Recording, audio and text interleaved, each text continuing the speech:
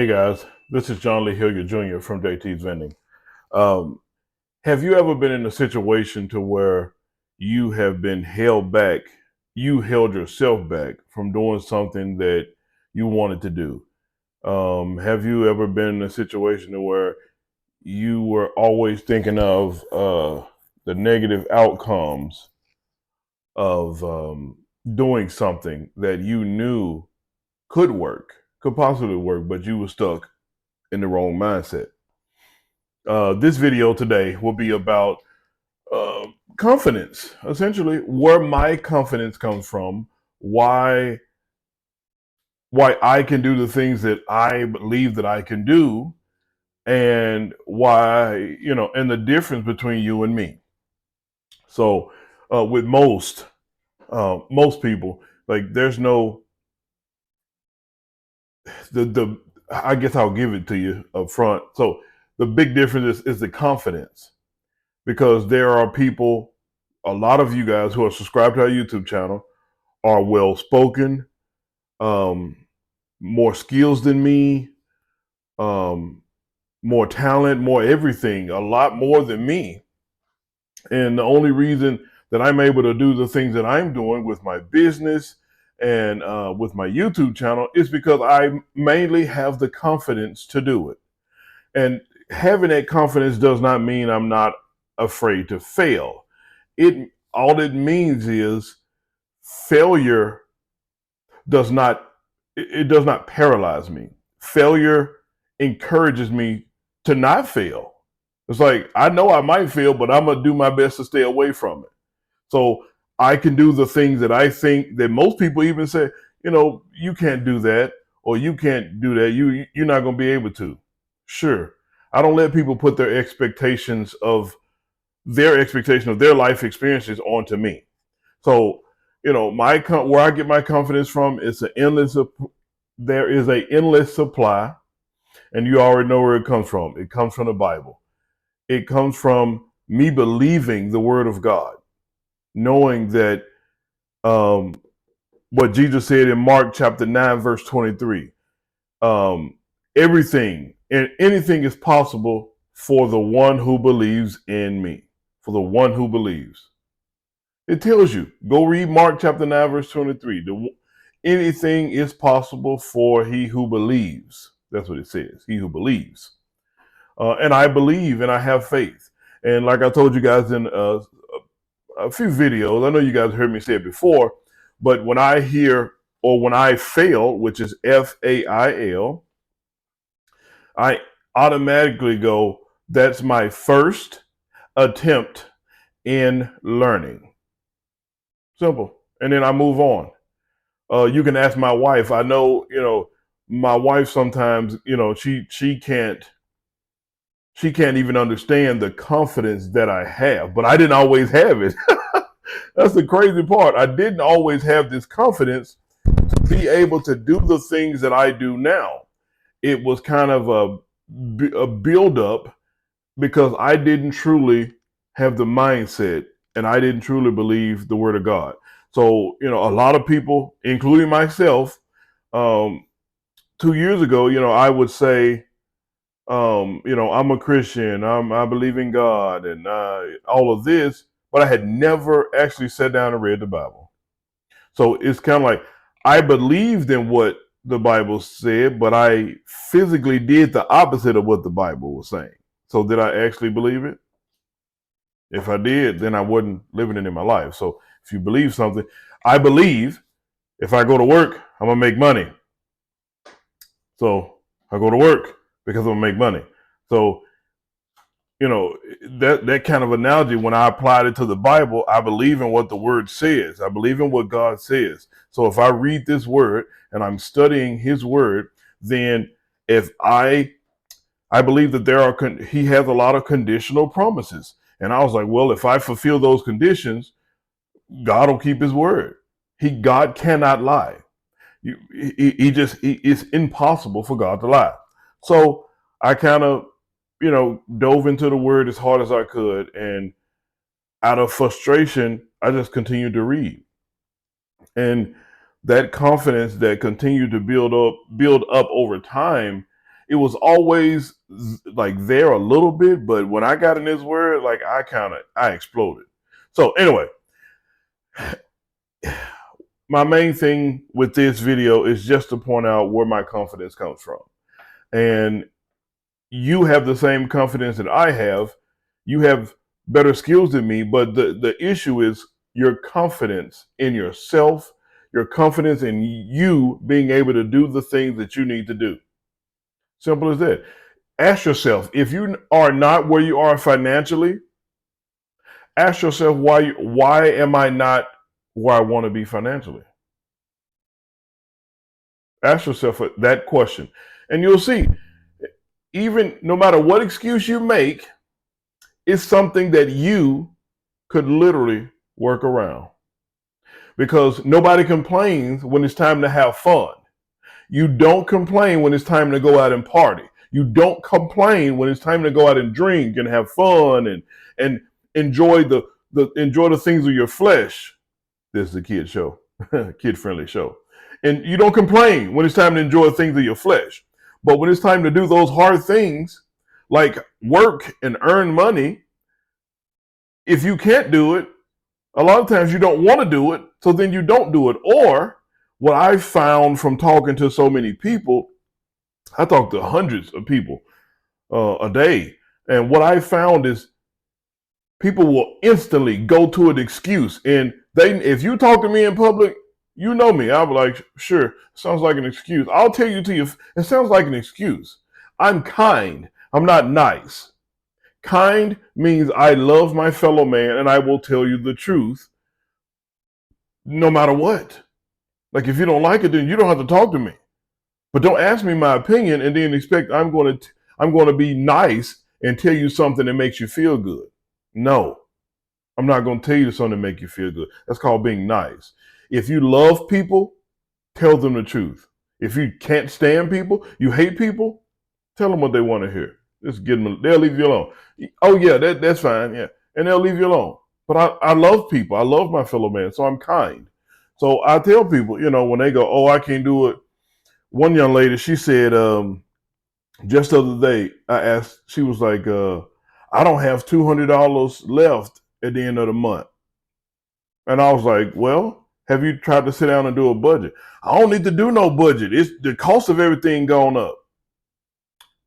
I said, so the cost of everything has gone up for me too. But if you do a budget, you can calculate where most of your money is going. Well, stuff still went up. So she wasn't trying to hear facts. And after I said that, I knew that she was set in her ways and she would make an excuse until the last day on this earth. She will make an excuse and blame it on everybody but herself. And she's not the only one. I've heard that from, several people. They instantly go to an excuse why the thing is not working instead of going, well, it's me. I need to focus on this. I need to put my attention on this. I need to be intentional about doing a budget and my finances so I can see where my money is going. They point the finger at the government. They point the finger at other people. They point the finger at, I had to take care of my mama Nam and my cousin Nam. No, you didn't. You chose to. So you can feel like you're doing something nice for someone else, and then they abuse it, and then you allow them to because you don't want to stand up to them and say no. But is it their fault? You knew they were leeches. And a lot of time, because I was one of those guys. A lot of time, like family members will leech off, especially the ones with a poverty mindset. They will leech you until you are bled dry, until you are broke, and just as broke as they are, and then they'll go. And I learned a lesson the other day. I was telling my wife I had an incident where I was trying to move something, and I know it brought me back to someone putting their expectations on me, and I knew not to listen, but I was like, well, they're older, they got experience. But then I was like, well, I'll listen to them and see how it works. It might work. It looked like to me I could do it my way, the way I want to move it, because I know how much I can lift. I know how much, excuse me, I can shift and move. So I did it their way. And the moment everything went wrong, everybody left. And I was standing there like, you told me to do it a certain way. And then when things went wrong, you guys left. But I didn't say nothing to them. I just fixed it, straightened everything up. And it rang clear in my head. Like, why did you listen? You knew what you could do because you knew how to do it. And me trying to listen to other people, and they brought me back to when people go, like when you have money, everybody is around you. Everybody want to hang out with you. Everybody wants to celebrate with you. Everybody want to do things with you when you got money. But when you go broke, you can't find nobody. Have you had that experience in life? So, listening to other people, people will put their expectations off on you. And if you let the expectations of others and your past experiences dictate your future, it'll be no way you can change your mindset, your poverty mindset. It is no way you can get out of that zone to where you're earning more money than you're spending and become financially independent. Because if anybody comes along and gives you a negative expectation or negative view, you're going to run with it. And that then what you don't realize is when you focus on that negative expectation that others have of you, you actually cause the expectation, the negative expectation, the bad thing to happen. Because what you do, you stop focusing on the right things to do, and you try to intentionally avoid the wrong thing to do, but you're not doing the right thing. So you're causing the thing to go wrong because you're not focused on what you should do. So that's kind of how it works, guys. I'm telling you, if you ever been in a situation where you had to focus on something and you was like, man, I hope this don't go, I hope this don't miss, I hope this don't miss, I hope this don't, and it mess up, you weren't focused on, man, I'm gonna do this, do this, do this. If I do all these things in order, it's gonna work. It's gonna work out. You didn't have that the expectation was you were trying to so focus on it not going right that you made it go wrong. So anyway, I'm gonna read from First Samuel chapter 17 verse 22. I'm gonna start at verse 22, and the story I'm about to read is it's about David. So we all know it's about David and Goliath. And David's older brothers. David was the youngest. David's oldest brothers were in the military. David was not, and Samuel was sent by God after Saul lost the privileges. Saul went against what God said. First of all, do you know why Saul lost God's blessing, God's grace? I'll go ahead and tell you. Saul listened to other people. Saul listened to other people and lost the blessing of God because he did what the people wanted him to do instead of what God called him to do. And God said, okay, you won't follow what I'm telling you? Took it away, took the kingdom away from him, because took his kingdom and his blessing, and the evil spirit fell upon King Saul because he did what the people wanted instead of what God said. But anyway, that's a whole nother story. So anyway, David was supposed to be anointed to be king. Samuel was the messenger to come and anoint one of David's brothers. And when his, I think, oldest brother stepped in front of him, he said, surely God's blessing is upon you. He thought that the big and tall and strong, he thought that's who he was looking for. But he was not there. He said, I think where it said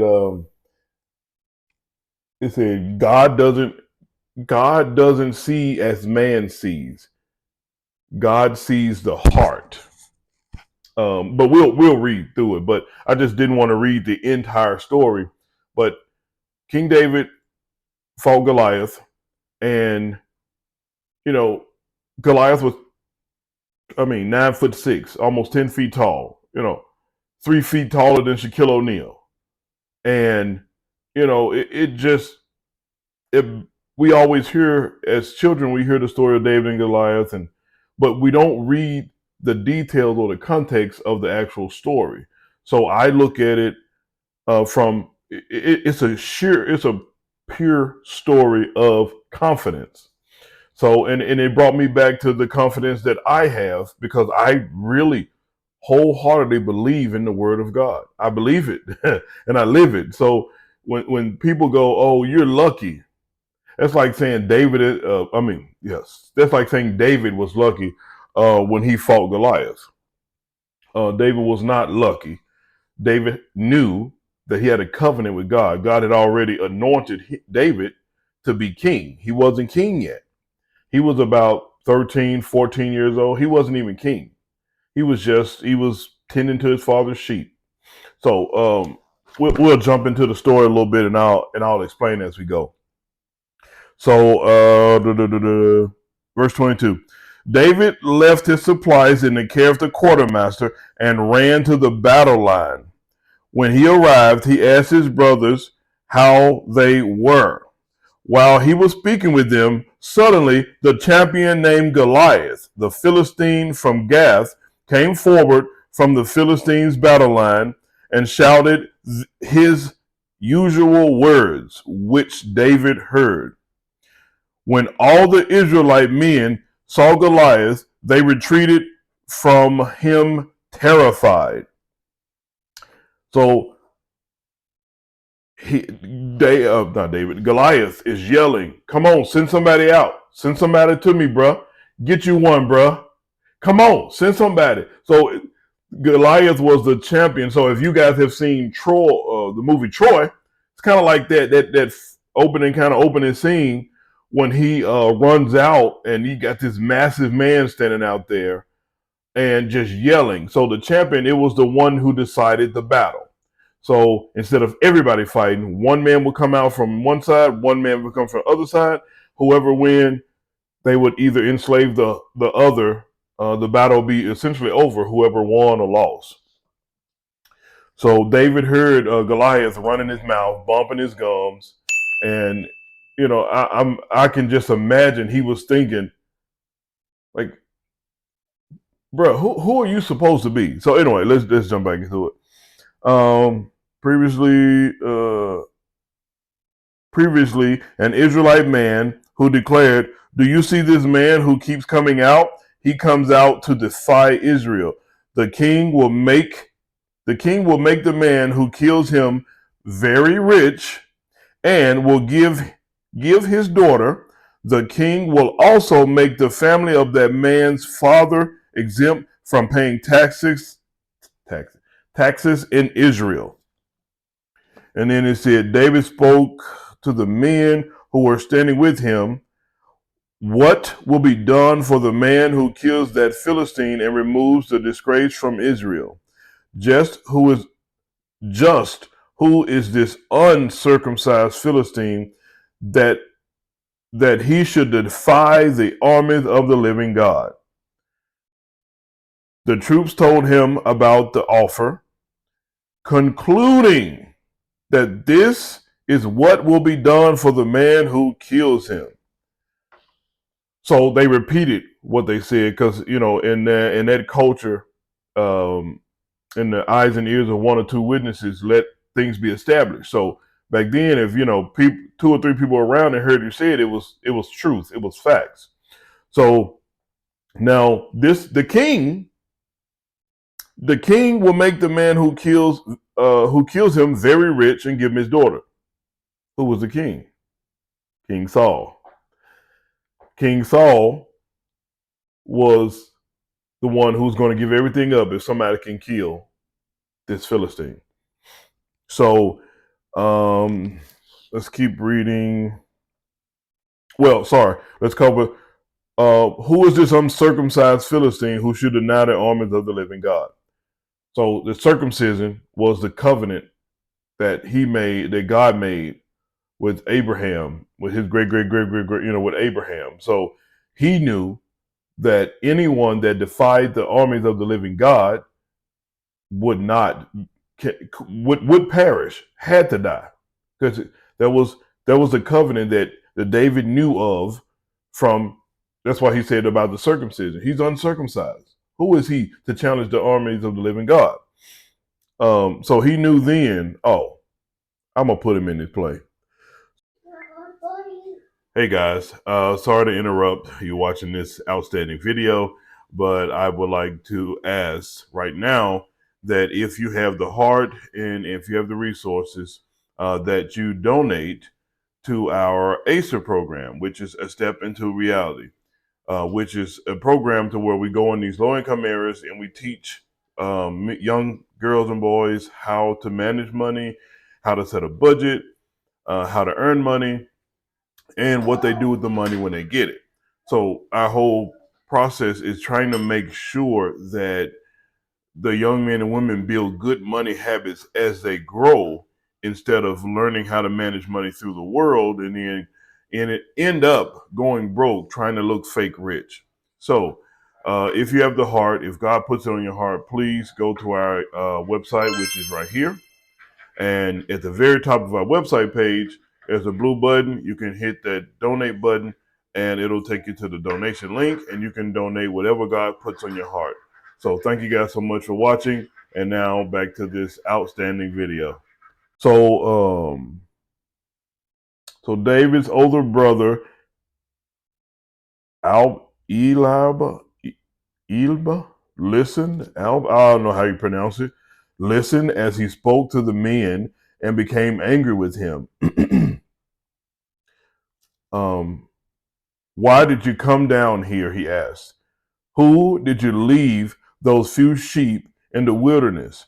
I know your I know your arrogance and your evil heart. You came down to see the battle. Now, I'm not sure if you guys can pronounce that correctly, but his brother to me, seems upset. And one reason he was upset, I can imagine, is that David was anointed king in front of everybody. And Samuel skipped over all of them. He said, God has not chosen him. God has not chosen him. God has not chosen him. And they chose David to be the king. One reason he was upset. And two, the second reason is that David had confidence. David had confidence in the covenant of God. David had confidence in God. David had confidence in himself. And he knew that David had already had that positive expectation of the outcome when he showed up and heard this Philistine yelling and defying the armies of the living God. He knew then, I'm a killer. And then when he heard about the money, the girl, and the no taxes for his family, he was like, oh yeah, give me that, bro. I'll take that. He was like, I'm gonna get down on that. Give me these stones. I'm finna pop off on him. I'll teach him. So his brother was essentially just jealous because David had confidence. And man, understand, like, I have confidence in myself. I have confidence in God because I'm a child of God and I believe what the word says. So if I stick to his principles in his Bible, even though I go through a lot of stuff in my life, and it don't really get me down. And when you have that level of confidence in God, it's I feel 10 times bigger. I feel like the strongest man in the world because I know if I fit, I believe what the word says because I know all work works. And that's what it says in my Bible. That means if I'm doing something that I don't know how to do while I'm doing it and I fail, try it again. So it's either try that again or that won't work, do something else. It's either going to work on me or it's going to work for me. Simple as that. So I don't look at failure as everyone else does. I look to fail. So my son, he's riding his bicycle. He's learning to ride his bike, and he had surgery on his legs, and just trying to instill in him some of the confidence that I have in him. He can do all things through Christ as long as he believes that he can. He believes in God. He can do it. And he's been riding his bike much better to the point where he was almost like, I almost let him go completely.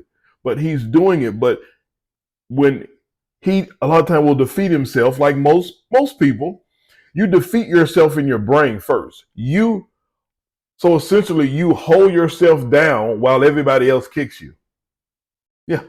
When you think this is not gonna work, I can't fix this. Oh, this is just irritating. I can't do it. I quit. I give up. You defeat yourself first. Nobody put their hands on you. You defeat yourself first.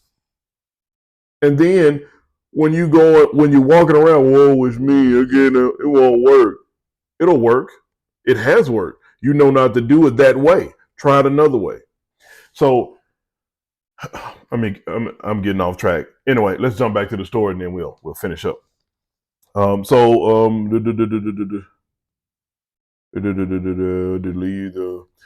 he knew David didn't lead those sheep nowhere.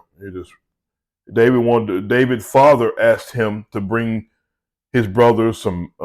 He said, "Get up in the morning and go down there and to the army and bring some corn and some bread and some cheese to your brothers and see how they doing." So that's why David went down there, but they didn't know that. So it says, verse 29. "What have I done now?" protested David. It was just a question. Then he turned from those beside him to the others in front of him and asked about the offer. He asked him about that money, that wife, and no taxes. The people gave him the same answer as before. What David said was overheard and reported to Saul. So he had David brought to him. David said to Saul, "Don't let anyone be discouraged by him. Your servant will go and fight this Philistine." So David went to Saul like, "Bro, I got it. I fooled you, bro. I'm gonna take care of this big mouth, uncircumcised Philistine, because he think he running something. He think he's scaring somebody, but I'm gonna take care of him." So David answers Saul. Oh, sorry. 33. But Saul the king now, this is him and David conversing. But Saul replied, "You cannot fight this Philistine. You're just a youth, and he's been a warrior since he was young." David like, "Bruh, that don't mean nothing." David answered Saul, "Your servant has been tending his father's sheep. Whenever a lion or a bear came and carried off a lamb from the flock, I went after it, struck it down, and rescued the lamb from its mouth." A lion or bear. He went and chased down a lion and took a lamb out of his mouth. "Nope, you can have it. Don't need it. I'll get another sheep. I'll tell my father I can't find it, but I'm not fighting a bear and or a lion for one sheep." So he said, "I went after it, struck it down, and rescued the lamb from his mouth. If it reared up against me, I would grab it by its fur, strike it down, and kill it. Your servant killed lions and bears. The uncircumcised Philistine will be like one of them, for he has defied the armies of the living God." Bam. That should have been a mic drop right there. Boop. Mic drop. He thought, "Bruh, I ain't new at this. I've been doing this. I've been fighting idiots. I've been fighting wild beasts." David had already fought a lion and bears. He's already fought things that were, formidable creatures. Like, he fought them for a sheep. He's already tackled a lot of his toughest challenges in life. So when I read the story, I put it back to my, to modern vernacular. Like, when I'm going up against something formidable and I'm going up against something tough, and I know that I always need God to help me. But I know God has brought me through so many tough times that I used to think I would never get out of. God has brought me out of so many situations where I was like, I know I can't get out of this. I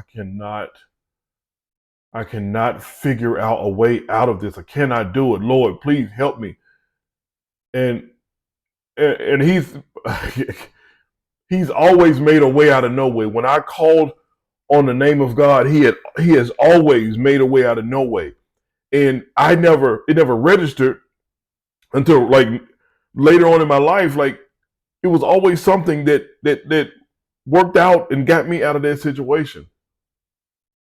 And when I think back on those times, I never truly gave God the praise that He deserved for those bringing me through those things. Because I used to be so angry that we were poor. I used to be so angry growing up poor and with barely food and just with none of the amenities in life that I thought we needed to have fun and not be made fun of and clean clothes at school and nice stuff.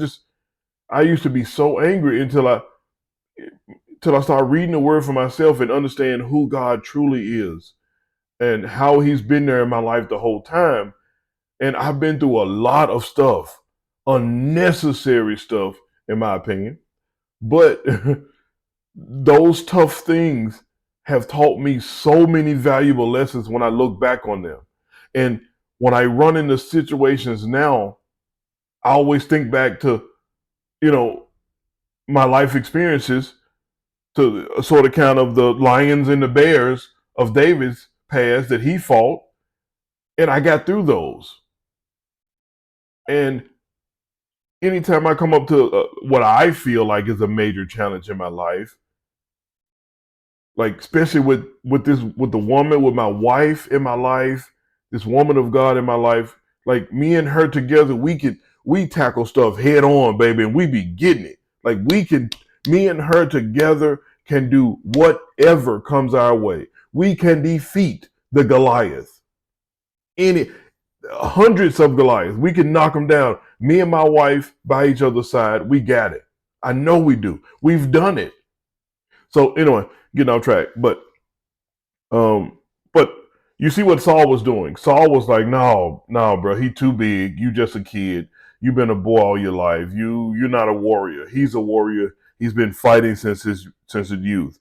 And again, David's confidence come out. He go, bro, look who you talking to. He's an uncircumcised Philistine who is defying the armies of the living God. Therefore, I'll take care of him.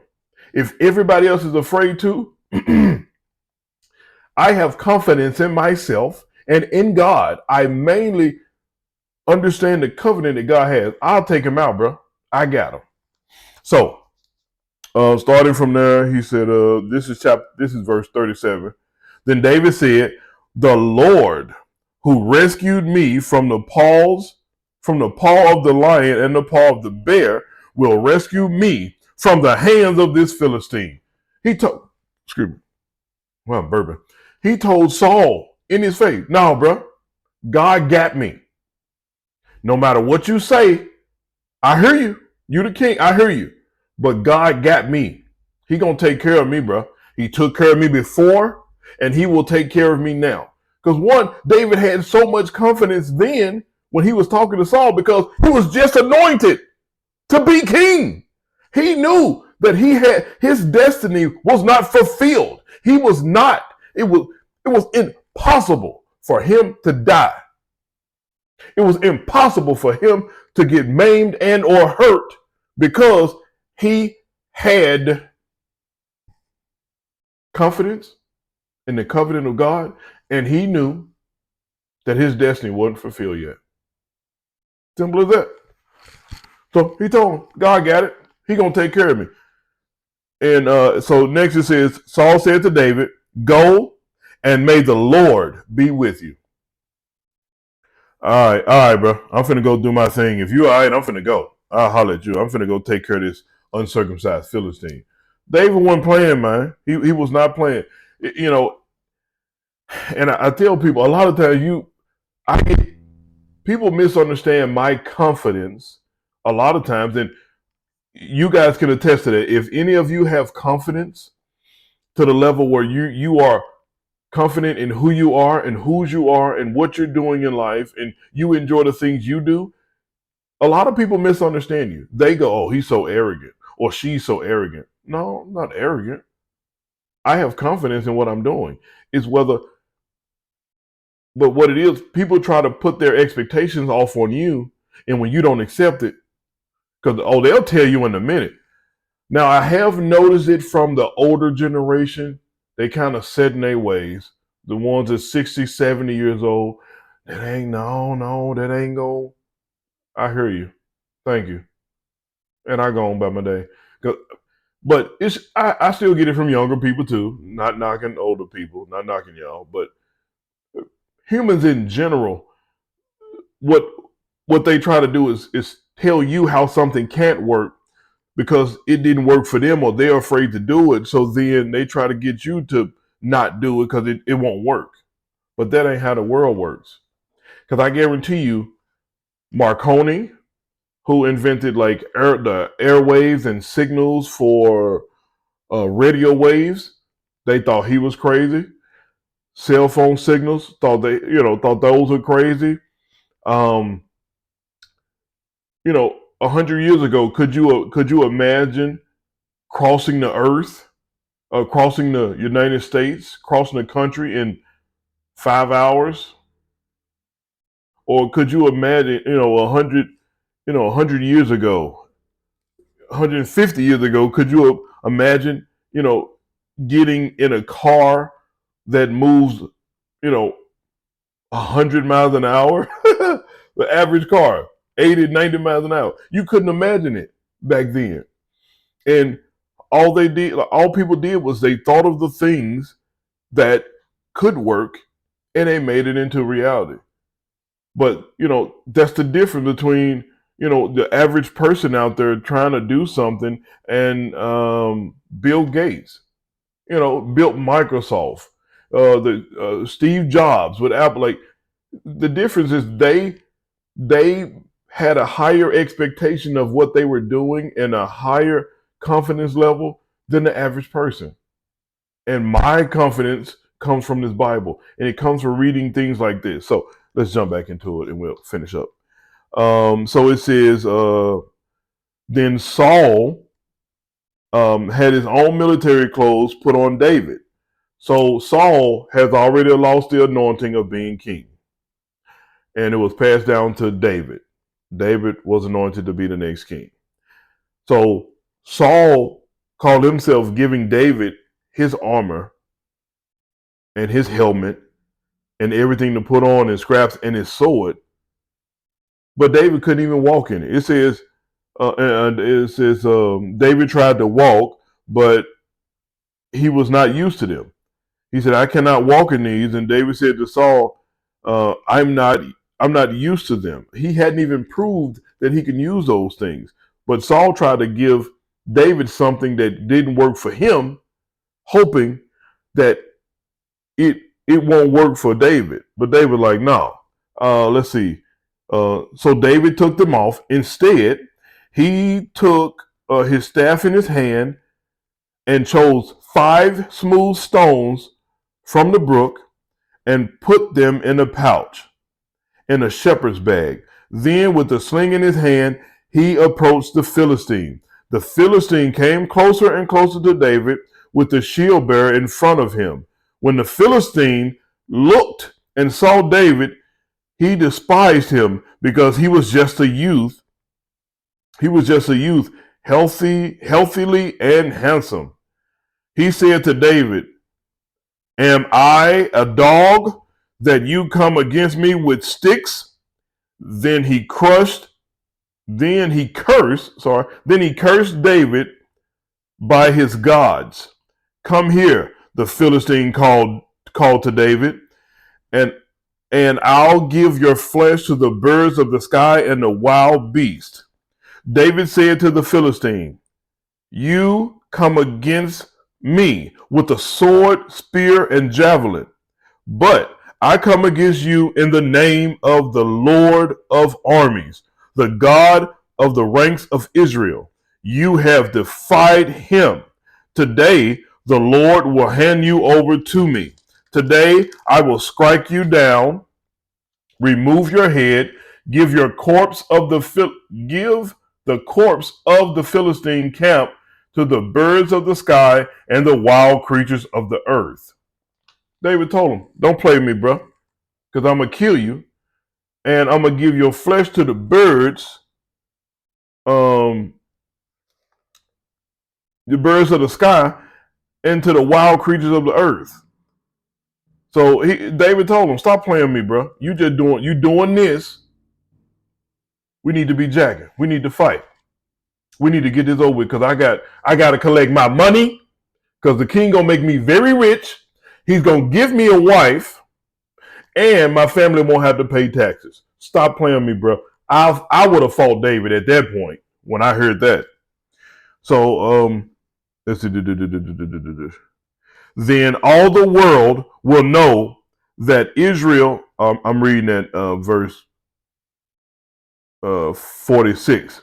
Then all the world will know that Israel has a God, and the whole assembly will know that it is not by sword or by spear that the Lord saves, for the battle is the Lord's. Excuse me. He will hand you over to us. When the Philistines started forward to attack him, David ran quickly to the battle line to meet the Philistine. So when everybody was running away from Goliath as he started running toward them, David was the only one who was like, "No, bro, I'm gonna I got you. Move." He ran toward Goliath. David put his hand in his bag, took out a stone, and slung it, and it hit the Philistine on his forehead. The stone sank into the forehead, and he fell face down on the ground. David defeated the Philistine with a sling and a stone. David overpowered the Philistine and killed him without having a sword.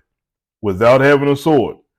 David ran and stood over him. He grabbed the Philistine's sword, pulled it from his sheath, and used it to kill him. Then he cut off his head. When the Philistines saw that their hero was dead, they fled. The men of Israel and Judah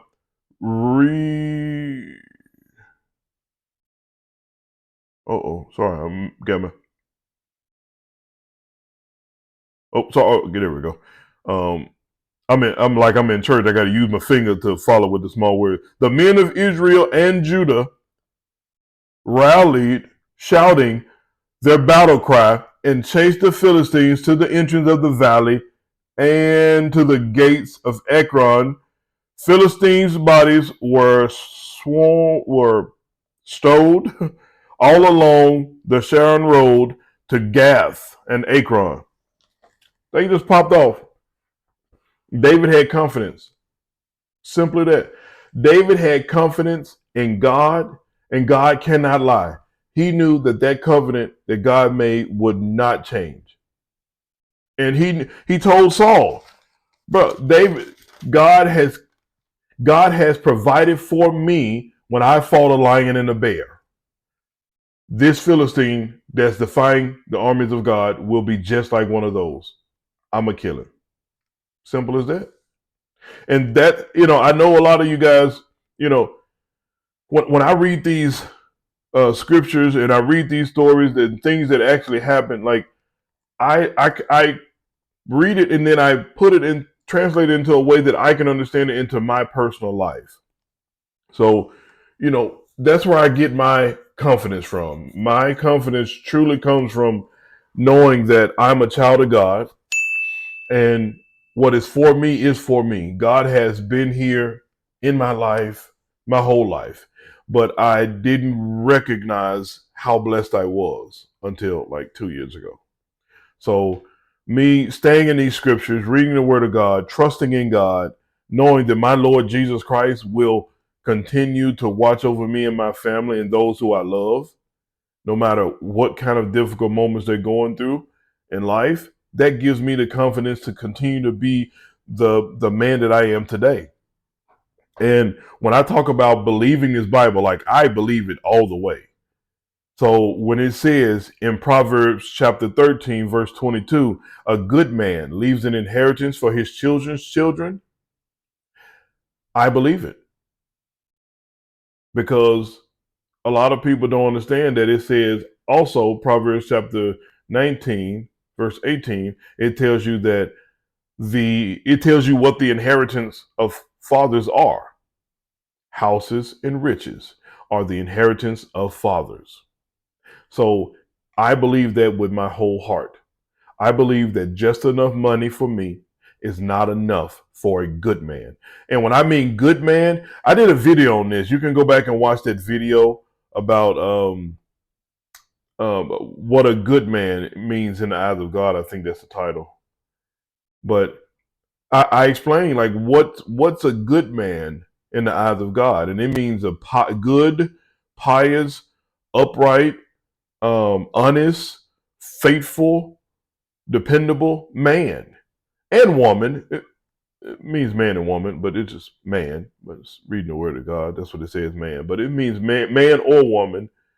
But it means that I should do whatever I need to do to provide for my family, which is work. And it tells me to budget.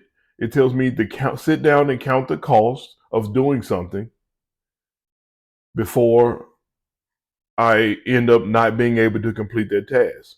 And one thing of counting the cost and building generational wealth is teaching my children and living on a budget. Teach my children how to budget. So when I'm gone and I pass down houses and riches to my children and they start their lives and their families, then they teach their children. And that's called generational wealth.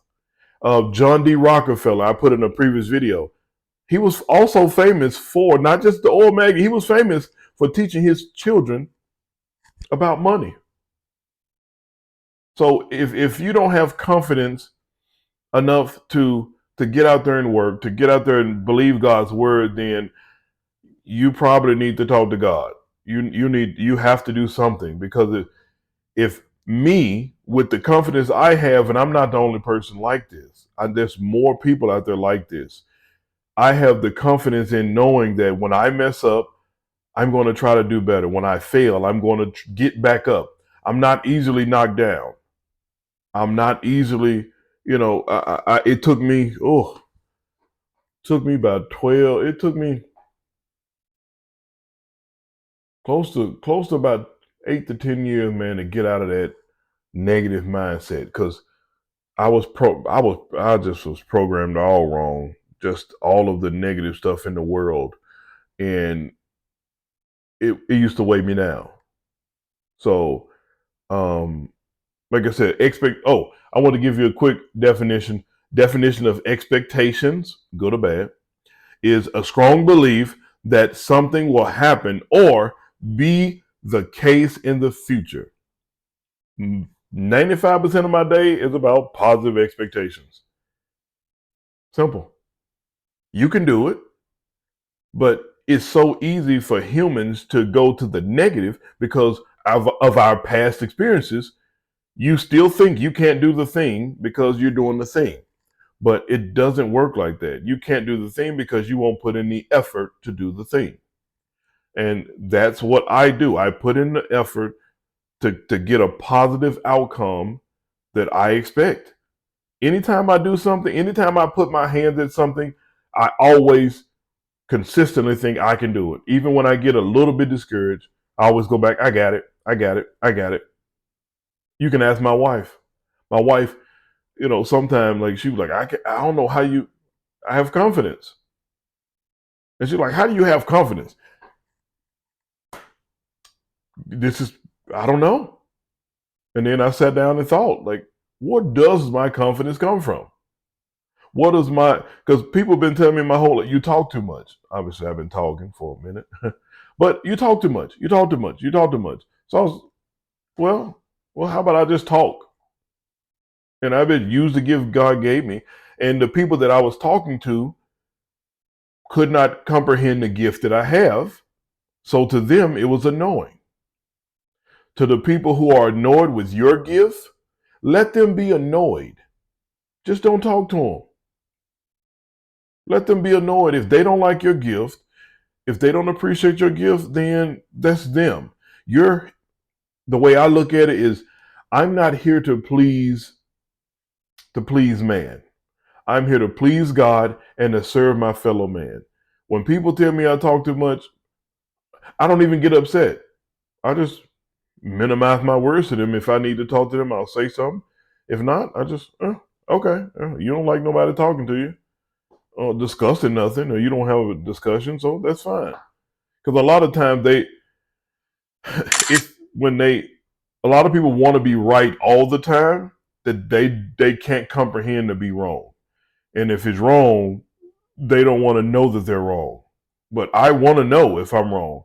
Because then if I'm wrong, then I want to find out quickly how can I be right so I can know better.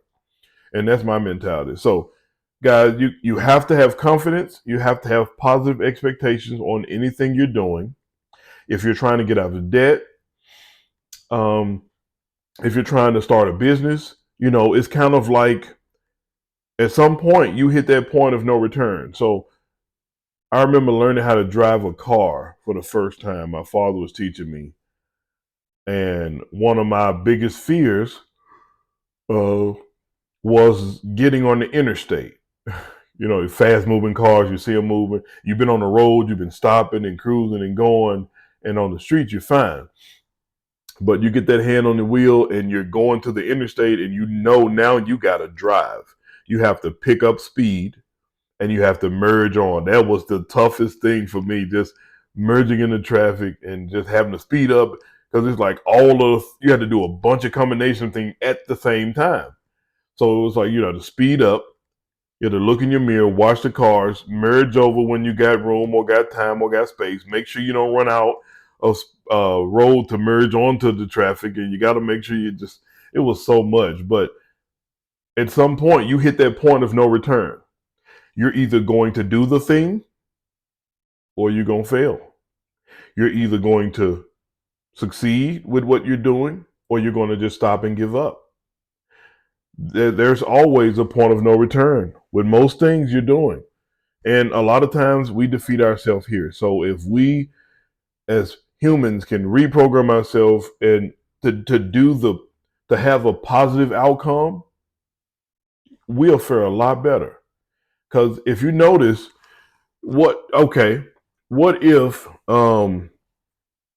what if tomorrow you got a call and they said, hey, you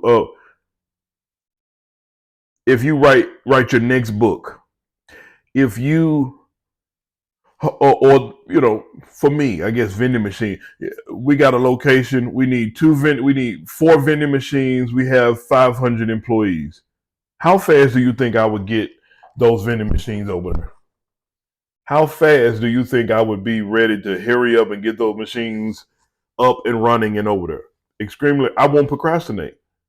So it's the same thing when you have a positive. If you can think of most of the positive expectations and outcomes of the thing that you desire, you won't have time to focus on the negative. You won't have time to think your way out of doing something. And my wife, I told her a lot of times I don't have the absence of fear. I suppress it because it does not paralyze me. I still have fear when I do things. I have human natural fear in doing things, but I do not get paralyzed by fear. I do not let fear paralyze me to the point where I do not act. I'm afraid just like everybody else. But I won't sit still. Like if I go, oh man, I might fail. What that means I'm going to try it anyway, because I'm going to fail. And I'm not talking about, trying dangerous stuff where you try it once and you might die, jumping off a cliff or something like that. I'm talking about basic life things that we all do. If you want to start a business, if you want to start a YouTube channel, I wasn't necessarily scared to start a YouTube channel. I didn't know what I would talk about. There we go. I wasn't afraid, but I knew. So our definition for learning is doing something that you don't know how to do while you're doing it. So when I'm afraid to do something that's new and I'm afraid that I don't know and I'm afraid I might look stupid, I do it anyway. That's the difference. Playing I'm learning how to play the banjo. My wife's like, "Oh, that noise get on my nerve." Okay, so I go outside or I'll stop playing for a minute, but I'll play when she's not around just to listen to some music and I'll try to hit those notes. And then I watch YouTube videos, how to play the banjo, how the chords and how the strings. And I fail a lot and it sounds horrible.